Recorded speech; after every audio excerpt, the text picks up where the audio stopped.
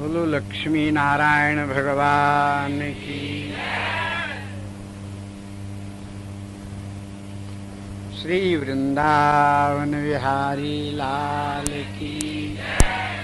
श्री गिरिराज महाराज की।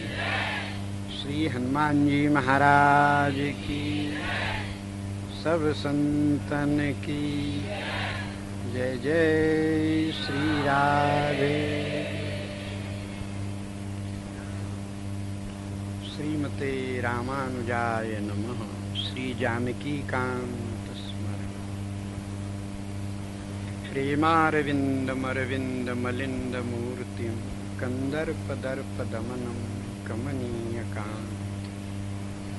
श्री जानकी वदन चंद्र चकोर रूपम साकेतनाथमजितं सततं नमामि। साकेतनाथमजितं सततं नमामि। कान्तिस्थितामृषति निन्दितशारदेन्दु यत्रैकतो विलसितामसिताङ्गशोभा। वृन्दावनेऽपि कृतयामुनगाङ्गसङ्गं श्रीराधा मुकुन्दयुगलं तदहं नमामि।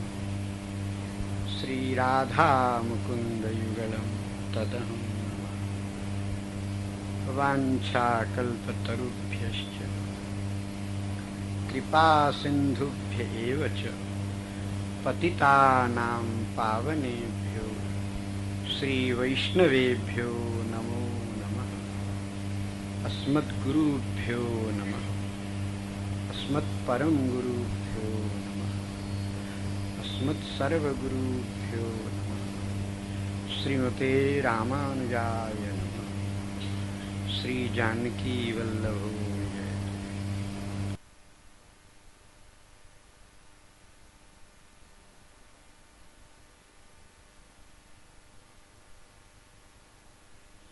सरस्वतीं व्यासं ततो जयति। अनंत कोटि ब्रह्मांड नायक परात्पर ब्रह्म परमात्मा आनंद कंद भगवान श्री अयोध्यानाथ जी की अनुकंपा से जीवों को सत्संग का सौभाग्य प्राप्त होता है। द्वापर के अंत का समय था। त्रिकालज्ञ ऋषियों ने कलिकाल का आगमन अवश्यम भावी जान लिया। तब घबरा कर सब लोग ब्रह्मा जी की शरण में गए। श्री ब्रह्मा जी से प्रार्थना किया, प्रभु ये घोर कलिकाल आ रहा है, भगवान ने बनाया है, इसे कोई रोक नहीं सकता। इसका प्रचंड प्रभाव होगा। संपूर्ण मनुष्यों की रुचि धर्म से हट जाए, अधर्म में हो जाए, अनाचार को शिष्टाचार समझेगा, उच्छृंखलता को स्वतंत्रता नाम देगा, पाप करने में गौरव अनुभव करेगा। प्रभु सत्पुरुषों के रहने योग्य ये कलिकाल नहीं है, इसको रोका नहीं जा सकता। गर्मी तो पड़ रही है, कोई माई का लाल गर्मी को रोक नहीं सकता। अपने बचने का उपाय किया जा सकता। कलयुग तो भगवान का बनाया, इसको कोई कैसे रोकेगा। तो हम लोगों के बचने का कोई उपाय कि प्राणी जो कलयुग से बचना चाहें, कली दोषों से रहित होकर श्री श्याम प्रेम में जीवन व्यतीत करना चाहें, उनके लिए क्या उपाय है। हम लोगों ने तो आज तक शास्त्रों को पढ़कर सुनकर सत्संग के द्वारा यही अनुभव किया है कि सत्संगो ही भवभंजन, संसार चक्र से छुड़ाने वाला, कली के प्रवाह को मिटाने वाला, कली दोषों से बचाने वाला सत्संग है। सत्संग में काल की गति नहीं होती। रामायण में सुग्रीव जी कहते हैं ये बाली मेरा भाई नहीं काल है, और मेरे पीछे पड़ गया। मैं त्रिलोकी में घूमा, कहीं भी मुझे त्राण नहीं मिला। ऋषिमुख पर आया। ऋषियों का जहाँ समूह हो उसी को ऋषिमुख कहते हैं। जहाँ सत्संग हो वहाँ काल का प्रवेश नहीं होता। कथा में जब मन लगता है तो कितनी बज गए पता ही नहीं चलता, काल का प्रवेश नहीं होता। इसीलिए प्रभु हम लोगों ने ये निश्चय किया है कि सत्संग में काल का प्रवेश नहीं है, पर मानव के शक्ति की सीमा है। निरंतर सत्संग नहीं कर सकते। घंटा 2 घंटा के बाद में शरीर श्रांत हो जाता है और सत्संग बंद भया कि कली का प्रभाव चालू हुआ। कथा से लौटते लौटते ही प्रपंच की बातें शुरू हो जाती। सत्संग में रहो तभी तक ठीक, तब सदा सत्संग हम करें, कलिकाल विघ्न न करे। ऐसा कोई पावन पवित्र स्थल बताओ जिसमें कलयुग का प्रभाव असर न करता हो और हम लोग निरंतर सत्संग करें तो भूख प्यास क्षुधा पिपासा अन्यान्य शरीर की आवश्यकताओं का अनुभव ही न हो। ऐसा कोई आप चक्र चला, काल चक्र को रोककर ब्रह्म चक्र प्रकट करें, जिससे सब ब्रह्म में मन लगाकर निरंतर सत्संग करते रहें। एक अनुग्रह और करें, ऐसे किसी वक्ता को आप भेजें जो सहस्त्रों वर्ष तक कथा सुनाते रहें और उनकी कथा समाप्त न हो। नहीं तो संसार में ऐसा कोई वक्ता नहीं है जिसकी कथा समाप्त नहीं होती है। 7 दिन 8 दिन 1 महीना, उसके बाद फिर कथा की पुनरावृत्ति भले ही करे। निरंतर नूतन कथाएं कहते चले जाएं, ऐसे वक्ता को आप भेजो। ऋषियों की उत्तम जिज्ञासा जानकर ब्रह्मा जी प्रसन्न हुए। ब्रह्मा जी ने मन से एक चक्र प्रकट किया है। ब्रह्म चक्र की छाया में आते ही ऋषि लोग आश्वस्त हो गए, शांत हो गए। श्री ब्रह्मा जी ने कहा, इस चक्र की छाया में आप चले जाओ। जहाँ पृथ्वी पर ये बैठे, इसकी नेमी का स्पर्श जिस भूमि को होगा वो नैमिषारण्य नाम से कहलाएगा। कली की छाया वहां नहीं पड़ेगी। और ये चक्र जहाँ रसातल में चला जाएगा, वहां से मंदाकिनी की धारा प्रकट होगी, उसे चक्र तीर्थ कहा जाएगा। उस चक्र तीर्थ में स्नान करने वाला प्राणी संसार चक्र से छूट जाए। उसी चक्र तीर्थ में स्नान करके भगवती गोमती गंगा के किनारे विशाल घनघोर जंगल में एकांत शांत जगह में भगवान की कथा का आयोजन करके वक्ता की प्रतीक्षा करो। श्री ब्रह्मदेव की आज्ञा से ऋषीन्द्र मुनीन्द्र अमलात्मा गण ब्रह्मचक्र की छाया में धीरे धीरे पृथ्वी की परिक्रमा करते हुए एक जगह ब्रह्मचक्र ने पृथ्वी को स्पर्श किया। नैमिषारण्य नाम का परम पवित्र स्थान प्रकट हुआ। सभी तीर्थों में श्रेष्ठ है, जहाँ की हुई साधना शीघ्र सिद्धि प्रदान करती है। तीर्थ बर नैमिष विख्याता, अति पुराण साधक सिद्धिदाता। सतयुग में स्वयंभू और मनु शतरूपा ने इसी तीर्थ में तप करके भगवान को पुत्र रूप में प्राप्त किया। नैमिषारण्य का प्रागट्य हुआ है। ऋषियों ने गोमती गंगा जी का आवाहन किया है। ब्रह्मा जी के चक्र ने रसातल में जाकर पाताल गंगा भगवती अलकनंदा को ऊपर खींच लाया। वो ब्रह्म कुंड, वो चक्र तीर्थ, आज भी उसका जल गोल गोल घूमता ही रहता है तो कुआं सा, मध्य में एक कुआं है, उसके चारों तरफ घेरा है, कुएं से जल उबल कर उसमें आता है, उसी में लोग स्नान करते हैं। वो जल तो घूमता ही है, उसमें नहाने वाले भी घूम घूम कर नहाते हैं, एक जगह नहीं नहाते। उस कुंड की परिक्रमा करते रहते हैं, नहाते हैं। कुछ तो इनके चलने से पानी गोल गोल घूमता है और कुछ वो सहज घूमता है। ये चक्र तीर्थ है, संसार चक्र से छुड़ाने वाला। बगल में ही भगवती गोमती गंगा बहती। गोमती जी की पवित्र धारा है। और कथा का आयोजन एकांत शांत जगह में ही करना चाहिए, कोलाहल पूर्ण बाजार में नहीं। एकांते नदी तीरे अथवा शून्य मंदिर, यहाँ का प्रबंध देखकर हमारा लाला तो प्रसन्न हो गया। ऐसी जगह कथा जहाँ श्रोता केवल सुनने के लिए ही आते हैं। बीच बाजार में होगा तो तमाशा देखने श्रोता लोग आते हैं।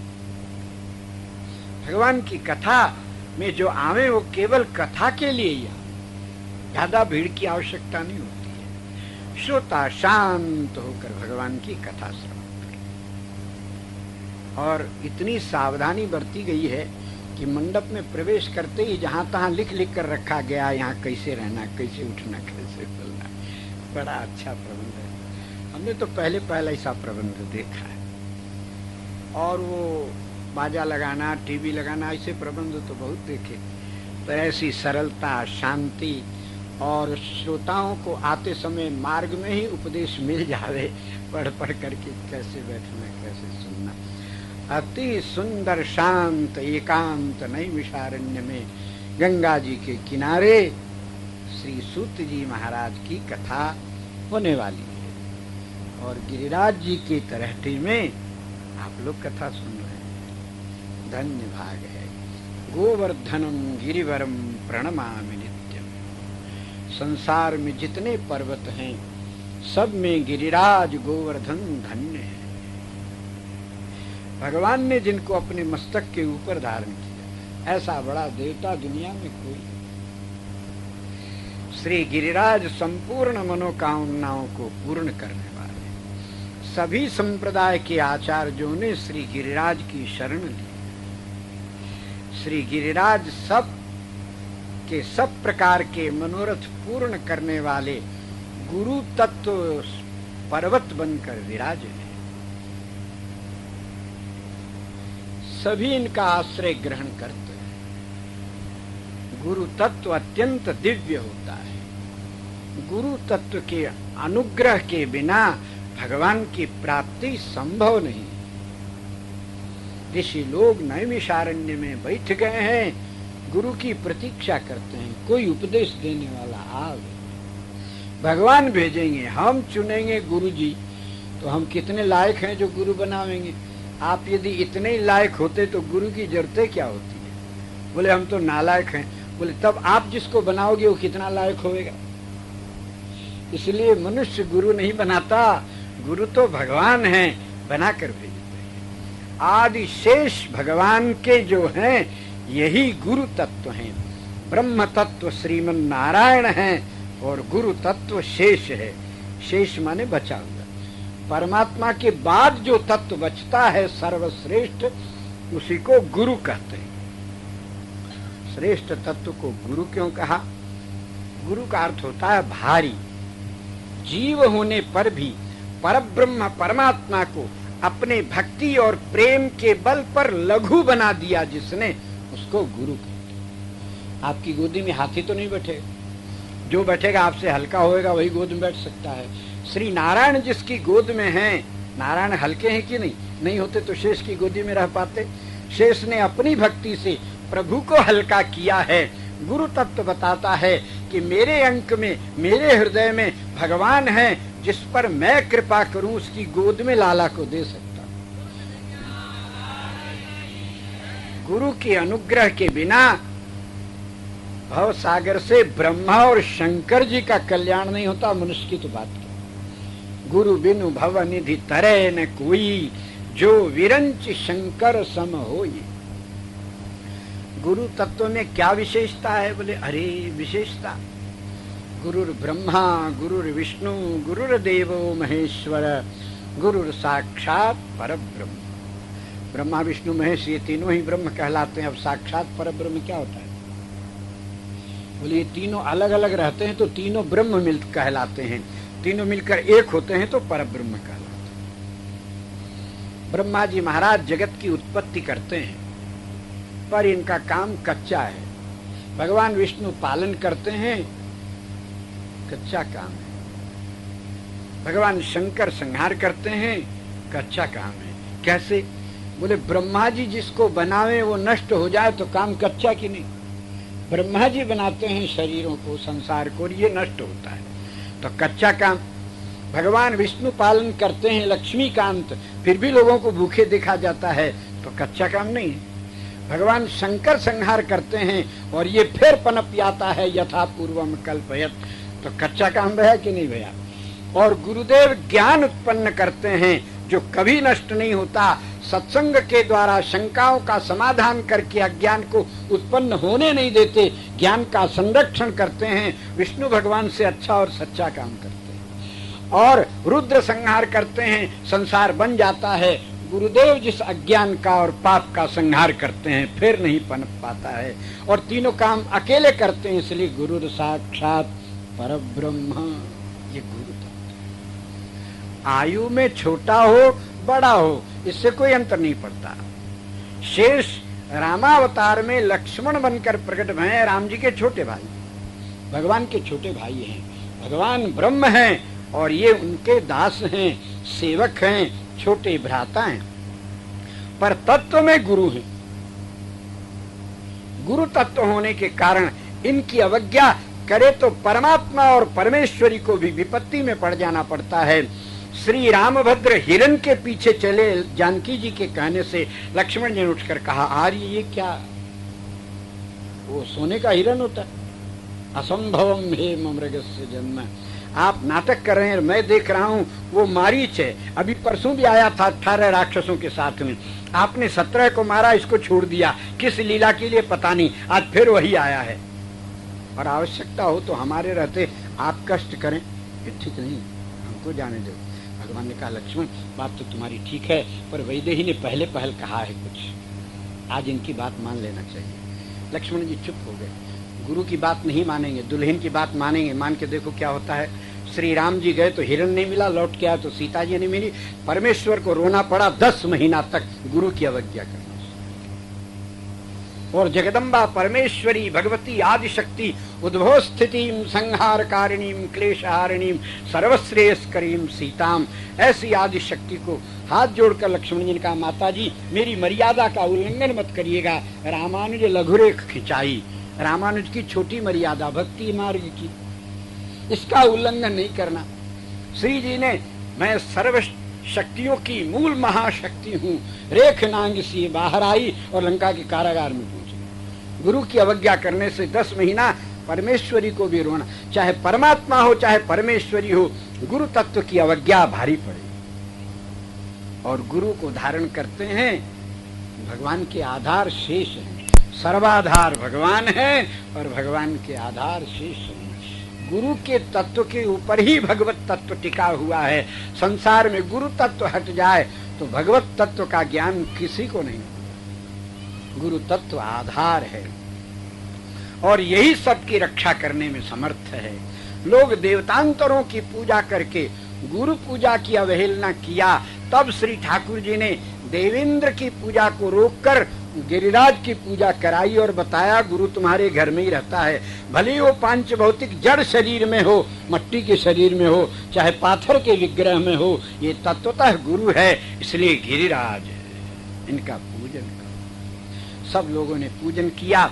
इंद्र ने थोड़ी धृष्टता की है तो भगवान ने कहा, गुरुदेव की शरण में चलो, गिरिराज के समीप आए। गुरु तत्व नीचे रहेगा तो संरक्षण कैसे करेगा, आदर करके ऊपर उठाओ। श्याम सुंदर ने, परमेश्वर ने अपने सिर पर उठा लिया है श्री गिरिराज को। बोल गिरिराज महाराज की। गिरिराज की छत्र छाया में बैठकर ब्रजवासी आज भी सुरक्षित हैं और आज भी छत्र छाया में बैठ करके ही सत्संग का लाभ प्राप्त कर रहे हैं। गुरु तत्व के बिना ज्ञान कौन दे? अनंत ज्ञान किसमें होगा? गुरु ही तत्व अनंत है, भगवान अनंत नहीं है। भगवान का नाम अनंत है, रूप अनंत है, लीला अनंत है, गुण अनंत है, पर भगवान अनंत नहीं है। गिनती में एक है, दो भी नहीं, एकमेवा द्वितीयम।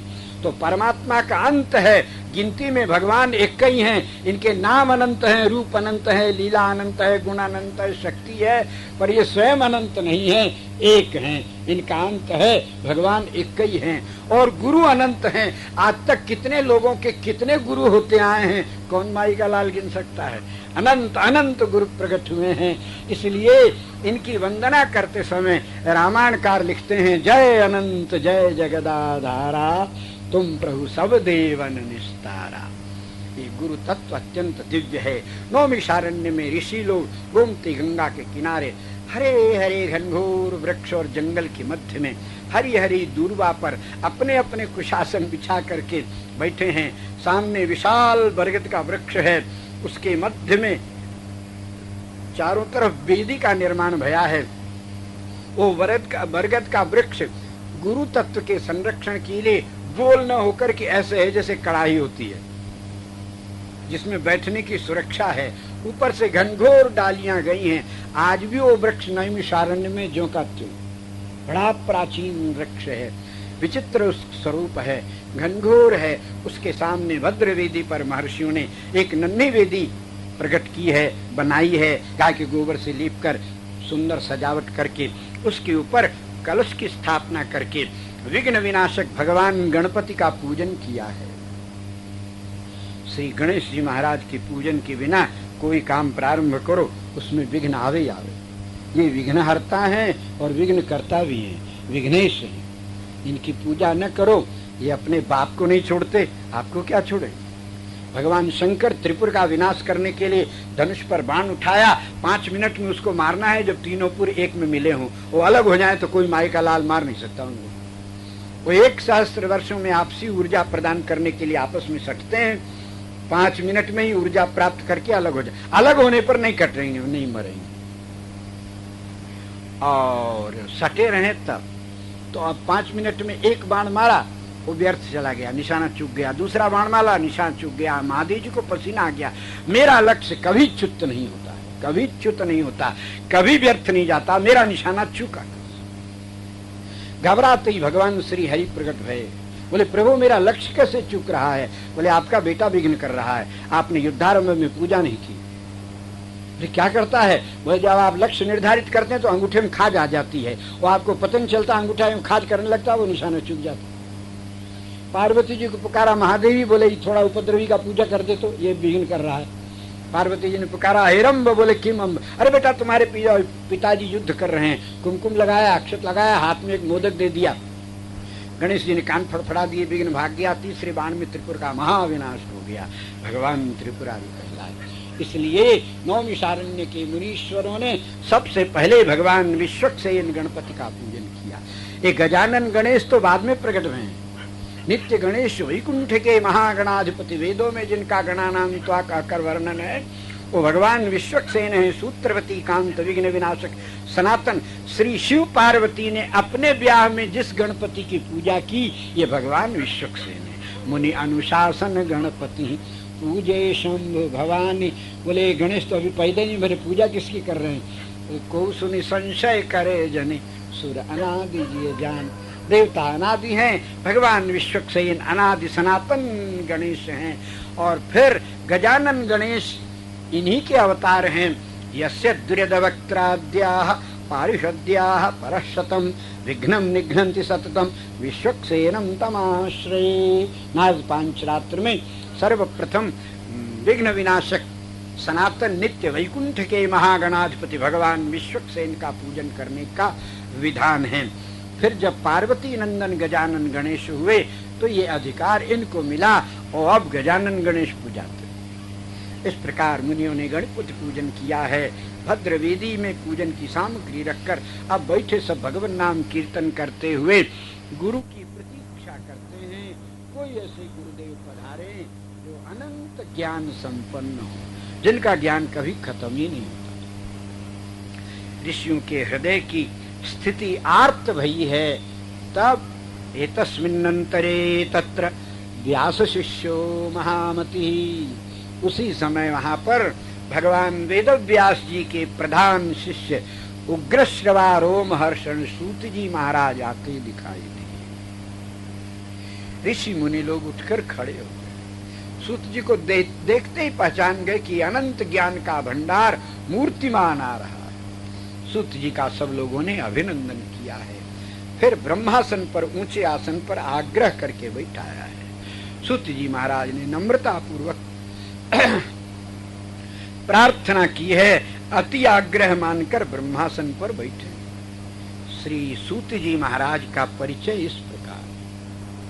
सूत शब्द का अर्थ होता है विलोम जाति में उत्पन्न होने वाला, अच्छी जात का नहीं। क्षत्रिय जिसका पिता हो, माँ ब्राह्मणी हो, शंकर ताते सूत कहलाता है। शंकर जाति है, मिलावट की जाति, वर्ण शंकर उत्तम नहीं है, विलोमज है, इसलिए सूत कहलाते हैं। उसका नाम सूत है।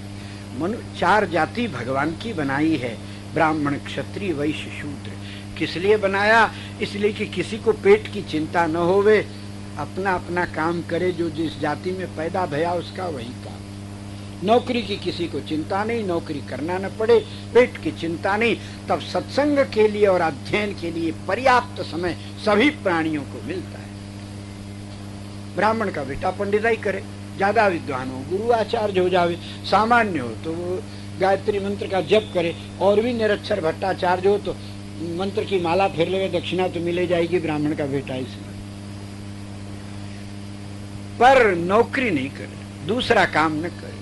परधर्मो भयावह। क्षत्रिय हो, राजकुल में हो तो राजा हुए, और बाकी के हो तो सिपाही का काम करके देश की और प्रजा की रक्षा करे। और बनिया का बेटा हो तो व्यापार करे, और बनियों में भी अनेक अनेक जातियां हैं, जैसी जाति वैसा उसका व्यापार, वैसा उसका धंधा। शूद्रों की भी अनेक जातियां, जैसी जाति। कुमार का बेटा मिट्टी का ही काम करे, बहुत ज्यादा विद्वान पढ़ लिख कर हो गया हो तो भी काम तो मिट्टी का ही करे। तब ऐसी ऐसी मिट्टी की मूर्तियां बनावे कि 1-1 लाख में, 50-50 हजार में मूर्ति बिकती है। दक्षिण भारत में जाओ, गणेश की मूर्ति, कलकत्ता में जाओ, दुर्गा की मूर्तियां बनती हैं 50-50 हजार की, 1-1 लाख की मूर्ति। काम मिट्टी का ही है। और नहीं पढ़ा लिखा हो तो ईटा पत्थरा थाप के अपन काम पेट भर लेगा, काम दूसरा नहीं करना, अपनी जाति का ही काम करना। श्री राधा जी गोप कन्या है, और इतनी श्री वृषभानुराय जी की कन्या है। वृषभानुराय जी इतने संपन्न हैं कि अपनी बेटी की सेवा में 16,000 दासियां नियुक्त किया। और श्री जी प्रेम का विग्रह होने के कारण किसी को दासी नहीं मानती हैं, सबको अपनी सखी कहती। ये स्नेह स्वरूपाएं, इनमें अभिमान छू ही नहीं जाता है, इसलिए सबको सखी कहती। इतनी इतनी सखियां दासियां होने पर भी दही दूध बेचने पधारती हैं। बोले हमारी जाति का धंधा है, धर्म नहीं छोड़ा जा सकता। ये दूसरी बात है। श्री कृष्ण के प्रेम में विभोर होने के कारण दही लो नहीं बोल पाती हैं, इनके मुख से निकलता है हरि लो हरि लो।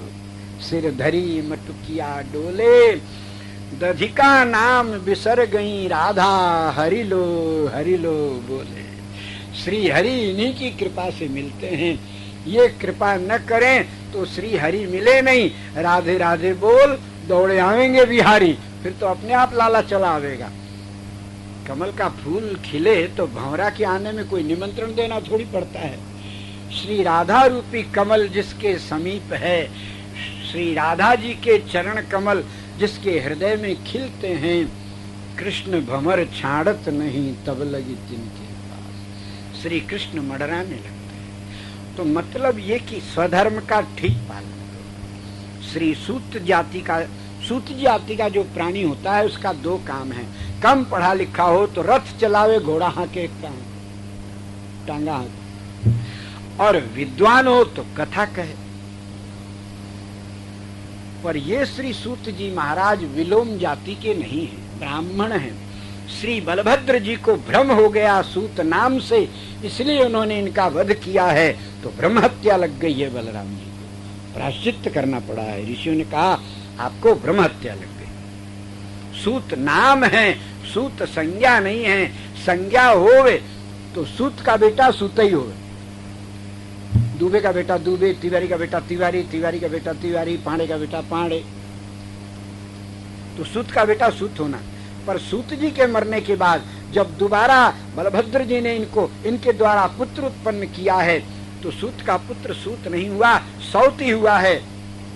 जनक का पुत्र जानकी, भरत का पुत्र भारती, रावण का पुत्र रावणी, व्यास का पुत्र वैयासिकी, वैसे सूत का पुत्र सौती, और सौती महाभारत के प्रवक्ता हैं।